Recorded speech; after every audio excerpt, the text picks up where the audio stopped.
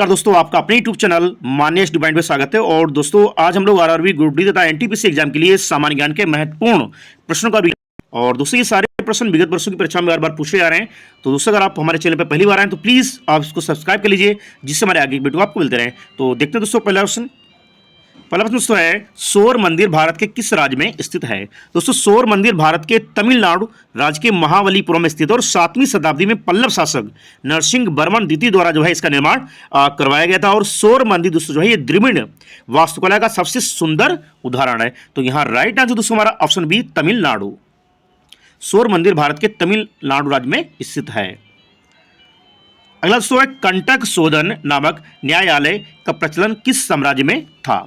दोस्तों कंटक शोधन नामक जो है न्यायालय का प्रचलन मौर्य साम्राज्य में था। और कंटक शोधन फौजदारी न्यायालय तथा धर्म स्थित दीवानी न्यायालय था। तो यहाँ right answer option D Maurya साम्राज्य में। अगला है, निम्नलिखित में से कौन सा वेद सबसे पुराना है। दोस्तों भारतीय साहित्य में 4 वेद हैं, ऋग्वेद, सामवेद, यजुर्वेद और अथर्ववेद। इन सब में सबसे प्राचीन वेद दोस्तों है वो है ऋग्वेद।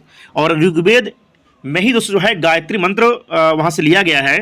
और बात करें दोस्तों ऋग्वेद की, दोस्तों ऋग्वेद में जो है प्रार्थनाएं की गई हैं, स्तुतियाँ की गई हैं ईश्वर की जो है। और यजुर्वेद दोस्तों जिसमें यज्ञ संबंधी कर्मकांडों के बारे में बताया गया। और यजुर्वेद ऐसा वेद है जो गद्य और पद दोनों में लिखा गया है। सामवेद की दोस्तों अगर बात करें तो सामवेद दोस्तों जो है ये संगीत का जनक है। और अथर्ववेद की दोस्तों बात करें तो अथर्ववेद में जो है जादू टोना वशीकरण तथा औषधियों के बारे में इसमें बताया गया है। अगला है, हड़प्पा सभ्यता की प्रसिद्ध नर्तकी की मूर्ति में किस पदार्थ का उपयोग किया गया था। दोस्तों हड़प्पा सभ्यता की प्रसिद्ध नर्तकी की मूर्ति जो है कांसे से बनाई गई थी। और ये मूर्ति दोस्तों जो है ये मोहनजोदड़ो से प्राप्त हुई थी। तो यहाँ दोस्तों हमारा जो राइट आंसर दोस्तों है वो ऑप्शन बी दोस्तों है कांसा। अगला है, वास्को डिगामा किस वर्ष कालीकट में आया था। दोस्तों वास्को डिगामा भारत के पश्चिमी तट पर स्थित बंदरगाह कालीकट पर 20 मई 1498 को भारत पहुंचा था। और यहां पहुंचकर जो है भारत के नए समुद्री मार्ग की खोज की थी। तो राइट आंसर दोस्तों ऑप्शन डी 1498। अगला है, 1857 के विद्रोह को भारत के प्रथम स्वतंत्रता संग्राम की संज्ञा किसने प्रदान की थी। दोस्तों बी.डी. सावरकर ने अपनी पुस्तक में जो है 1857 के विद्रोह को सुनियोजित स्वतंत्रता संग्राम की संज्ञा दी थी। तो यहां दोस्तों जो हमारा राइट आंसर दोस्तों है वो ऑप्शन डी दोस्तों है बी.डी. सावरकर। अगला है, निम्न में से किसने लंदन में विलियम हर्ट कर्जन वाइली की हत्या की थी। दोस्तों वर्ष 1909 में मदन लाल ढींगरा ने लंदन में विलियम हर्ट कर्जन वाइली की हत्या की थी। और इस हत्या के आरोप में उन्हें कोर्ट के आदेश पर 17 अगस्त 1909 को लंदन की पेंटन विलेज जेल में जो है फांसी दे दी गई थी। Right answer option A Madan Lal Dhingra. अगला, जलियांवाला बाग नरसंहार के बाद किसने अपनी नाइटहुड की उपाधि लौटा दी थी। दोस्तों जलियांवाला बाग हत्याकांड जो 13 अप्रैल 1919 को अमृतसर के पंजाब में हुआ था। और इसके विरोध में रविन्द्रनाथ टैगोर ने जो है ब्रिटिश सरकार द्वारा प्रदान की गई नाइटहुड की उपाधि जो है वो लौटा दी थी। तो राइट आंसर है ऑप्शन बी रविन्द्रनाथ टैगोर। अगला है, गांधी इरविन समझौता किस वर्ष हुआ था। दोस्तों गांधी जी ने फरवरी 1931 में वायसराय लॉर्ड इरविन से भेंट की। और जिसके परिणामस्वरूप 5 मार्च 1931 को एक समझौता हुआ जिसे गांधी इरविन समझौता के नाम से जाना जाता है। तो यहां दोस्तों जो हमारा राइट आंसर दोस्तों है वो ऑप्शन बी दोस्तों है 1931, 5 मार्च 1931 को। अगला है, स्वतंत्र भारत के प्रथम गवर्नर जनरल कौन थे। दोस्तों स्वतंत्र भारत के प्रथम गवर्नर जनरल लॉर्ड माउंटबेटन थे, जबकि सी राजगोपालाचारी अंतिम और प्रथम भारतीय गवर्नर जनरल थे। तो राइट आंसर दोस्तों ऑप्शन ए लॉर्ड माउंटबेटन, स्वतंत्र भारत के प्रथम और अंतिम गवर्नर जनरल। अगला है, निम्नलिखित में से किस देश की सीमा भारत के साथ नहीं लगती है। दोस्तों नेपाल, म्यांमार, बांग्लादेश की सीमा भारत के साथ लगती है, जबकि ईरान की सीमा भारत के साथ नहीं लगती है। तो right answer option B Iran. अगला है, नंदा देवी चोटी किस राज्य में स्थित है। दोस्तों नंदा देवी चोटी भारत के उत्तराखंड राज्य में स्थित और ये भारत की चौथी सबसे ऊंची चोटी है। और इसकी ऊंचाई 7,816 मीटर और ये पूरा क्षेत्र जो है नंदा देवी राष्ट्रीय उद्यान इसको जो है घोषित किया जा चुका है। और यूनेस्को द्वारा वर्ष 1988 में इसे जो है प्राकृतिक महत्व की विश्व धरोहर के रूप में इसको जो है संरक्षित किया गया है। तो राइट आंसर दोस्तों हमारा ऑप्शन बी उत्तराखंड में। अगला है निम्न से कौन सा स्थान तांबे की खान के लिए प्रसिद्ध है। दोस्तों खेतड़ी जो तांबे की खान के लिए प्रसिद्ध है और ये स्थान राजस्थान राज्य के झुंझुनू जिले में स्थित है। तो खेतड़ी की खान दोस्तों जो है ये राजस्थान में स्थित है तांबे के लिए। राइट आंसर दोस्तों है हमारा ऑप्शन ए खेतड़ी। अगला है 2 घंटे के अंतराल के लिए देशांतर की दूरी के बराबर होगी। दोस्तों एक देशांतर की दूरी तय करने में पृथ्वी को 4 मिनट का समय लगता है, अर्थात 2 घंटे अर्थात 120 मिनट के अंतराल के लिए 30 जो है डिग्री देशांतर की दूरी अपेक्षित है। तो राइट आंसर ऑप्शन बी। अगला है विश्व का सबसे बड़ा महाद्वीप कौन सा है। दोस्तों विश्व का सबसे बड़ा महाद्वीप क्षेत्रफल की दृष्टि से एशिया है और इसके पश्चात जो महाद्वीप आते हैं वो अफ्रीका, फिर उत्तरी अमेरिका, दक्षिण अमेरिका, अंटार्कटिका, यूरोप एवं ऑस्ट्रेलिया। तो राइट आंसर हमारा दोस्तों यहाँ पे है वो एशिया है। सबसे बड़ा महाद्वीप जो है वो एशिया है।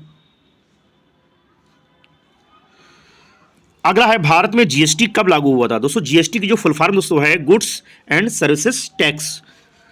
दोस्तों जीएसटी दोस्तों जो है ये 1 जुलाई 2017 से लागू हुआ था 101 में संविधान संशोधन के तहत। तो राइट आंसर ऑप्शन ए 1 जुलाई 2017 से। अगला दोस्तों आरबीआई का मुख्यालय कहां पर है। आरबीआई यानी कि रिजर्व बैंक ऑफ इंडिया का मुख्यालय कहां पे। दोस्तों आरबीआई जिसको बैंकों का बैंक भी कहा जाता है और इसको सरकार का बैंकर भी कहा जाता है और दोस्तों आरबीआई की स्थापना 1 अप्रैल 1935 को हुई थी। और इसके हेड ऑफिस की दोस्तों बात करें तो इसका हेड ऑफिस मुंबई में है। अगला है भारतीय मुद्रा का नया प्रतीक चिन्ह किसने डिजाइन किया था। दोस्तों भारतीय मुद्रा का नया प्रतीक चिन्ह आईआईटी गुवाहाटी से संबंधित उदय कुमार द्वारा जो है डी उदय कुमार द्वारा जो है इसका डिजाइन तैयार किया गया था। तो राइट आंसर दोस्तों ऑप्शन सी उदय कुमार के द्वारा। अगला है भारत में योजना आयोग का गठन किस वर्ष किया गया था। दोस्तों भारत में आजादी के बाद राष्ट्र का सर्वांगीण विकास करने के लिए केंद्र सरकार के द्वारा 15 मार्च 1950 को योजना आयोग की स्थापना की गई थी और योजना आयोग का दोस्तों जो अध्यक्ष होता है वो देश का प्रधानमंत्री होता है। और उसके बाद 1 जनवरी 2015 से योजना आयोग की जगह जो है नीति आयोग ने ले ली है। अगला है प्रधानमंत्री मुद्रा योजना कितने लाख रुपए तक मुद्रा ऋण प्रदान करती है। दोस्तों प्रधानमंत्री मुद्रा योजना 10 लाख रुपए तक जो है मुद्रा ऋण प्रदान करता है और इस योजना की शुरुआत भारत के प्रधानमंत्री के द्वारा 8 अप्रैल 2015 को नई दिल्ली में की गई थी। तो यहां पे दोस्तों जो हमारा राइट आंसर दोस्तों है वो ऑप्शन ए दोस्तों है 10 लाख रुपए तक। अगला है भारत के किस राज्य का लोकसभा व राज्यसभा में प्रतिनिधित्व सर्वाधिक है। दोस्तों उत्तर प्रदेश लोकसभा और राज्यसभा में सर्वाधिक प्रतिनिधि क्रमशः 80 और 31। अगर लोकसभा की दोस्तों बात की जाए तो उत्तर प्रदेश में 80 सीटें जो है लोकसभा की हैं और राज्यसभा की दोस्तों बात की जाए तो 31 और इसके बाद दोस्तों जो है महाराष्ट्र का नंबर आता है। तो राइट आंसर दोस्तों हमारा यहां पे दोस्तों है वो ऑप्शन ए दोस्तों है उत्तर प्रदेश। अगला है राष्ट्रपति 5 वर्ष तक अपने पद पर रहता है। दोस्तों अनुच्छेद 56(1) के अनुसार राष्ट्रपति अपने पद ग्रहण के दिन से 5 वर्ष की अवधि तक जो है पद धारण करता है। तो हमारा यहां पे दोस्तों जो राइट आंसर दोस्तों हमारा है वो हमारा ऑप्शन सी दोस्तों है अपने पद ग्रहण के दिन से 5 वर्ष तक। अगला है भारत में कार्यपालिका से न्यायपालिका का पृथक्करण किससे व्यादेशित है। दोस्तों अनुच्छेद भारत में कार्यपालिका से न्यायपालिका का पृथक्करण राज्य की नीति निर्देशक तत्व द्वारा दोस्तों आदेशित होता है। संविधान के अनुच्छेद 50 के अंतर्गत कार्यपालिका से न्यायपालिका के पृथक्करण का उल्लेख है। तो यहां दोस्तों जो हमारा राइट आंसर दोस्तों है वो दोस्तों हमारा ऑप्शन बी दोस्तों है राज्य के नीति निर्देशक तत्व के द्वारा अनुच्छेद 50 के तहत। अगला है वे विषय जिन पर केंद्र व राज्य सरकारें दोनों कानून बना सकती हैं उल्लेखित है। दोस्तों समवर्ती सूची पर संघ और राज्य दोनों कानून बना सकते हैं। तो यहां दोस्तों जो हमारा राइट आंसर दोस्तों है वो ऑप्शन सी दोस्तों है समवर्ती सूची। अगला है लोकसभा के कम से कम कितने सत्र बुलाए जाते हैं। दोस्तों अनुच्छेद 85 एक के अनुसार लोकसभा के एक सत्र की अंतिम बैठक और आगामी सत्र की प्रथम बैठक के बीच 6 माह से अधिक का अंतर नहीं होगा और इस प्रकार लोकसभा के कम से कम वर्ष में 2 बार सत्र बुलाए जाते हैं। तो राइट आंसर ऑप्शन बी 2 बार।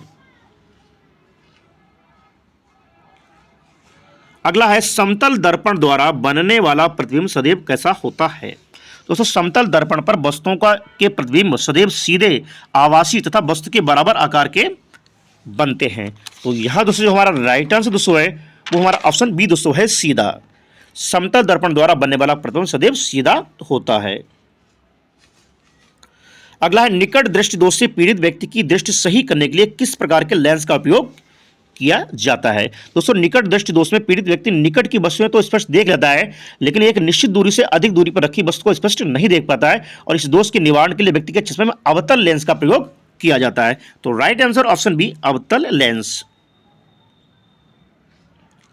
अगला है तरल अवस्था में पाई जाने वाली धातु कौन सी है। दोस्तों कमरे के सामान्य ताप पर पारा या मरकरी तरल अवस्था में पाई जाती है। तो राइट आंसर ऑप्शन सी पारा। अगला है किसकी कमी से रिकेट्स रोग हो जाता है। दोस्तों शरीर में विटामिन डी की कमी से रिकेट्स नामक रोग हो जाता है और विटामिन डी हड्डियों को पोषण प्रदान करने वाला विटामिन है और रिकेट्स रोग में व्यक्ति की हड्डियां कमजोर हो जाती हैं। तो यहां पर राइट आंसर दोस्तों हमारा ऑप्शन डी विटामिन डी। और लास्ट क्वेश्चन दोस्तों है चिकित्सा विज्ञान की वह शाखा जो गुर्दों से संबंधित है। दोस्तों गुर्दों यानी कि किडनी से संबंधित चिकित्सा विज्ञान की शाखा को नेफ्रोलॉजी कहा जाता है। तो right answer option D nephrology. तो दोस्तों ये थे सामान्य ज्ञान के महत्वपूर्ण प्रश्न जो आने वाले आरआरबी ग्रुप डी तथा एनटीपीसी एग्जाम के लिए काफी लाभप्रद हैं। अगर दोस्तों आपको हमारा वीडियो अच्छा लगा हो प्लीज वीडियो को लाइक कीजिए, शेयर कीजिए, चैनल को सब्सक्राइब कीजिए। मिलते हैं दोस्तों नेक्स्ट वीडियो में। Thank you.